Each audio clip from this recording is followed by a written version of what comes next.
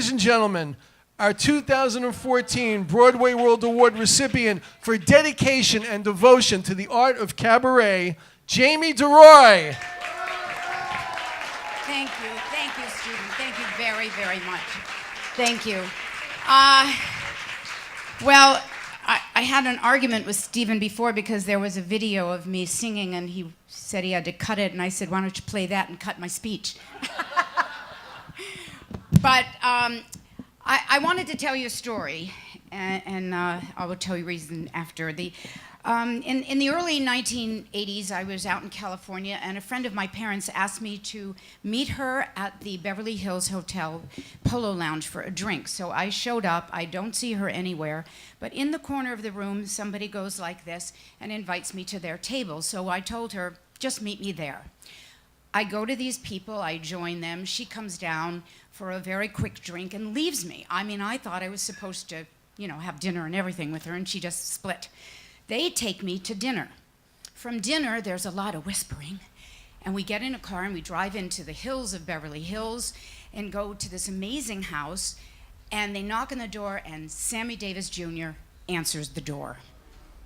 So I'm like, oh my God.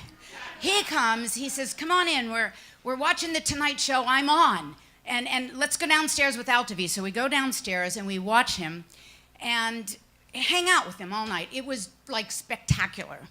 Now, I have to ask one of the guys to drive me back to the Beverly Hills Hotel so I can get my car. And as I'm getting out of the car, I said to him, I have to really thank you because my night was meeting Dee. She gets drunk and leaves me, and I end up at Sammy Davis Jr.'s house, and he says, we loved you, Sammy loved you, but I gotta say, when we went like this, we weren't motioning to you, we were motioning to the maitre d'. So,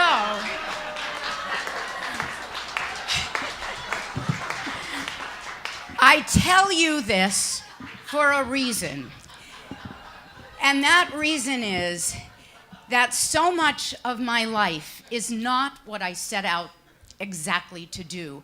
You set out to do one thing and it takes you in a different path. I set out to be on Broadway and audition for ICM, and they put me in nightclubs. I get in nightclubs, I'm a singer in front of a comic, and then I ended up being funny and not allowed to be in front of comics, so I end up going in the comedic world until I met Joan Rivers, and she loved the comedy. When I got involved in cabaret, my friends, would have successes. I never understood anybody that didn't be happy about somebody else's success, because for every success of theirs is a success for everybody. So when I got involved with MAC, I just wanted to be a member. I didn't know what it took. They didn't have any performer members. The only ones were Margaret Whiting and Judy Crescent, who had started it. But they couldn't get members, so they looked to me to entice members. So I started seminars for how to get booked in New York, how to get booked in Atlantic City, songwriter showcases, all this sort of snowballed. I never started out to do any of this. So when I look back on my life, I'm kind of like thinking, I'm not so totally positive that it's about everything that I did to help nurture and support cabaret, but really what cabaret did to help nurture and support me. So I thank you very, very much. Thank you. Jamie DeRoy, everybody, the great Jamie DeRoy.